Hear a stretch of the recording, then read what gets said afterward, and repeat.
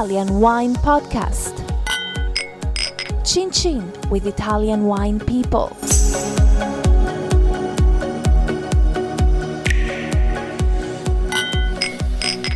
This podcast is brought to you by Native Grape Odyssey. Native Grape Odyssey is an educational project financed by the European Union to promote European wine in Canada, Japan, and Russia. Enjoy. It's from Europe. Hello, this is the Italian Wine Podcast. My name is Monty Waldin. My guest today is Sara Norell, who is the Director of Assortment Purchasing at the Swedish Monopoly. Do you have like a business card that's the size of a football pitch with a top like that? Do you think it's so long? You don't have a crane to carry it around with you. They have problems on like aeroplanes. Honestly, my role is to make sure that all the people in my organisation think it's fun to work at Systembolaget. So see, we don't often think about that at monopolies. Some dreary sort of communist-style purchase. Grey people, dark buildings. It's passionate people. They really like what they are doing, and it's also about the enjoyment of wine, but Systembolaget is also about taking care of the backside of it. Okay. So that don't drink too much, and we're not driven by selling. We are only driven by doing good service and a great assortment. So we'll get on to that in terms of your sustainability and organic initiatives. So just give us a bit about your personal background. Were you born into wine? No, not really. I'm a farmer's daughter, and my mother was a teacher, but I very early on started to work in the hotel restaurant business. So that's where I did my first career. So when you say early on, how old were you? I think the first time I was like 16 or something. And high heels, and So high heels. So you high heels on a farm. That must have been a bit controversial. No, in the restaurant. What did you have? Was it arable land, or did you have cows and things like that? Yeah, it was both. So it was a very small farm, but very, very nice to coming back to today and have. You look like a country woman, I have to say. You do. You do. That's not. I hope that's not an objective comment. I'll get crucified, but you do. You look like you're country oriented. Yes. Okay, so your farmer's daughter, obviously good in school, a bright cookie, yeah. Yeah. A little shrug of the shoulders. But yeah, I had too much on my plate, so I did a lot of things outside school as well. Go on. No, but I was. I thought first was that I was going to be a musician. So I what played kind of music? I was all kinds of wood, but a lot of classics because I played the flute and I played some piano and guitar. But in the end, I ended up in the wine business. Were you self-taught then? No, that was more.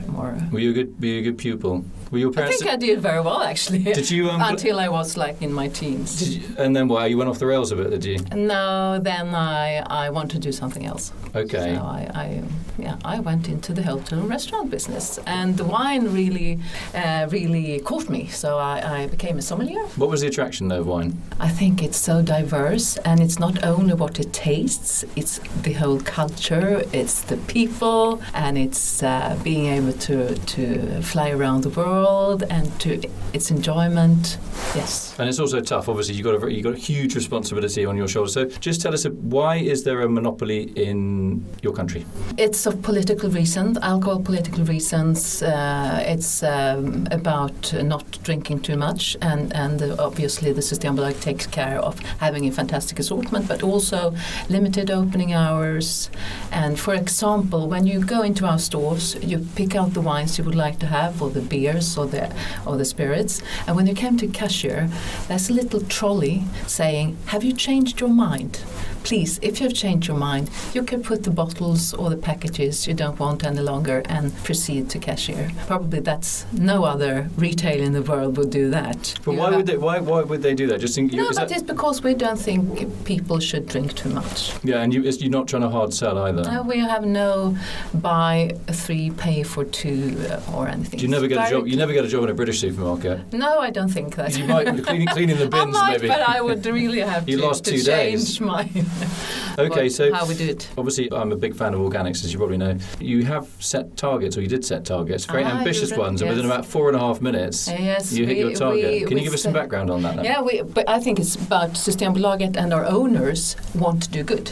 We want to be part of moving the trade forward, and obviously if you're a big player you have a big responsibility. So we said that 10%, 2020, 10% of everything volume-wise we are selling are to be organic. And that target was introduced when? That was in... That's about 8 years ago. And you fulfilled that target in about 4.5 minutes, didn't you? No, not really, but already like 2 years ago. So but how did you feel about that? Did you feel that you'd underappreciated organics or the consumer demand for it? Or? I think what was the success for that is that we said, no, we want to be a driver behind good organic wines. And at that time, there were good organic wines, but not only, and they were not certified. So if it's not certified, it's hard for us to put organic on the shelf. So I think we drove it a little bit before the consumer, but when the consumer were ready, there were organic products on our shelves. So if you take wine now, we are doing 22%. Really, of all organic sales? wines, of all wines sold at Systembolaget are. So on the list, so 22, so that's 1/5 of all wines? No, volume-wise. Right, okay. So more than every fifth bottle is an organic bottle. And how does that translate in terms of value or profit? Are they more profitable?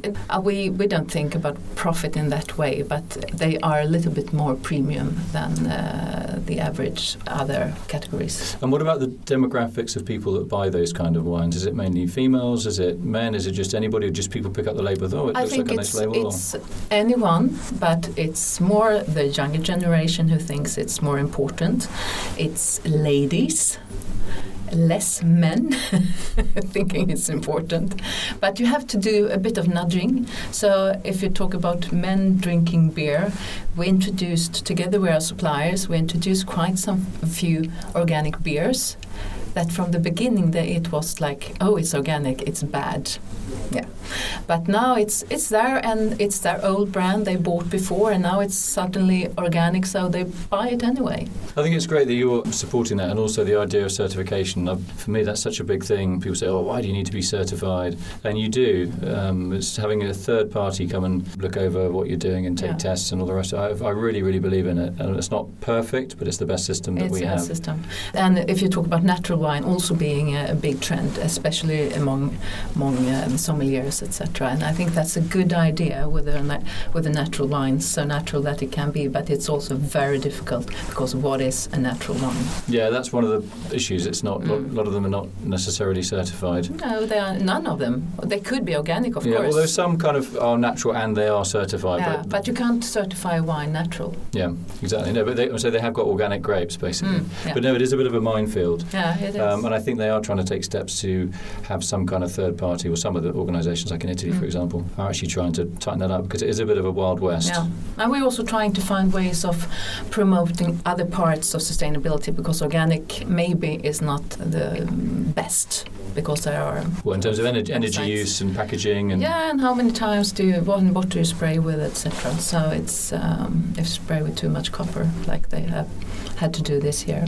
Yeah, it's difficult, it's difficult as well. So we try to see and we discussed that with the monopoly in Toronto, LCBO, if we can do something together. We'll see. I know the LCBO in Canada you just mentioned, they actually analyse every wine that comes in. Do you do that as well? Yes, we do, but we don't analyse as much as they do. They are pretty hardcore, aren't they are hardcore, and they analyse. I think we have our own laboratory as well, and we do very much the same analysis, but what they do and we don't for all the wines is analysing pesticides for the organics, and we only do that spot checking. Yeah, I mean, what happens, this is quite an interesting segue, but Canada, for example, can find a pesticide in a vineyard that has been organic for 20 years, and that spray is no longer manufactured, was banned, I don't know, 20, 30 years ago, and still those residues pop up. So obviously the producer hasn't been spraying them, but it just shows how persistent these residues are, and it also shows how difficult it is really to know, when you say pesticide-free, or it's very hard to make those kind of claims. Because you have a neighbour or whatever. Yeah.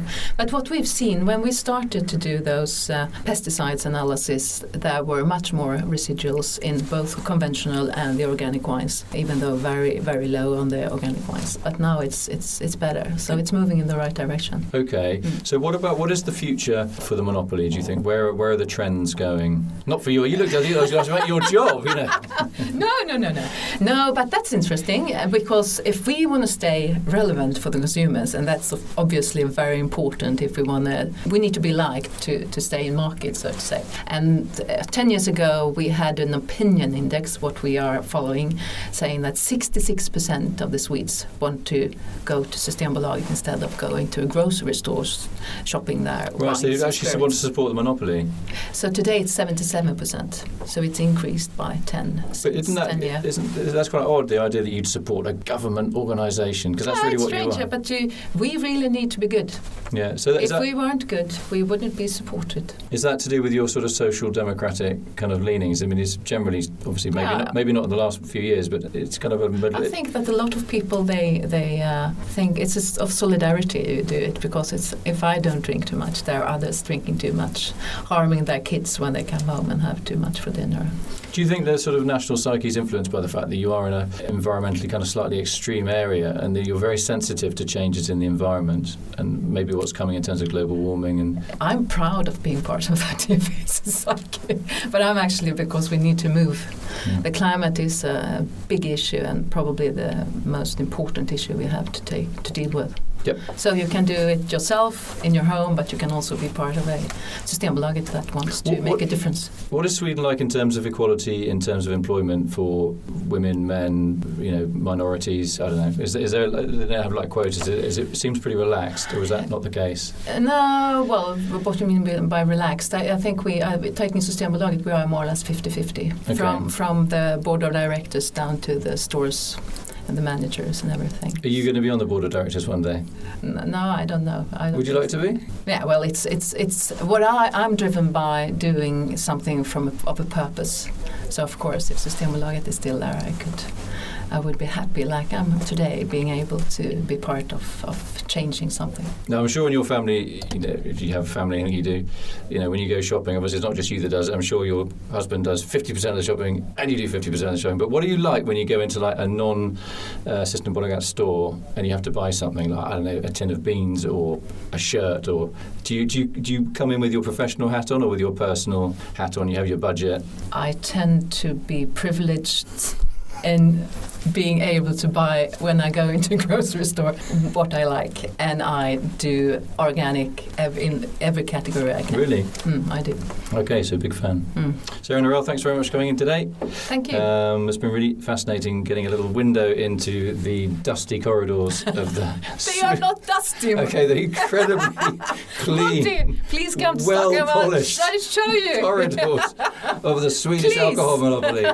So we haven't even need to shine a light. It's so internally bright. We don't even need to do that. Thanks very much for coming. It's been Thank you a cracking conversation. Thank you so much.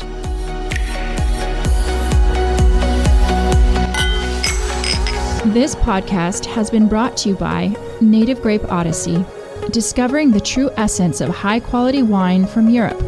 Find out more on nativegrapeodyssey.eu. Enjoy. It's from Europe.